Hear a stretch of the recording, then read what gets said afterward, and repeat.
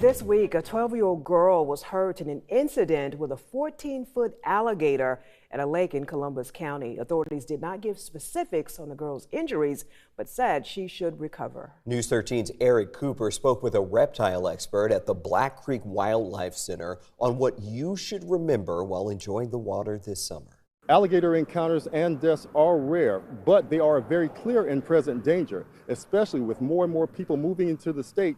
They're losing their territory. That are still going to be alligators, there's still going to be snapping turtles, there's still going to be venomous snakes in the area.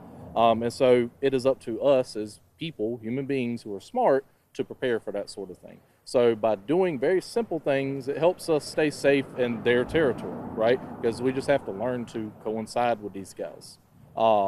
With the topic of alligators, they can be pretty easy to coincide with. When you think of an alligator at its base value, they are an animal that likes to eat a lot of small mammals. So they prey on raccoons.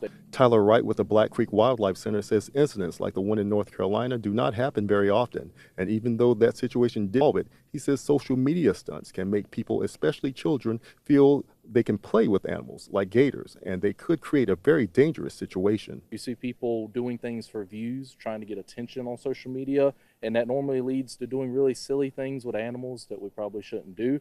One thing in particular is just feeding them. He says things like that can make the animals do things they wouldn't normally do. But whenever you habituate animals like that, that's whenever their behavior is going to start becoming abnormal, and they'll seek out the presence of people, causing a lot more conflicts. He does say there is one very simple thing to do if you see an alligator. If you do see an alligator near a swimming hole that you're in, just don't swim in it at the moment, right?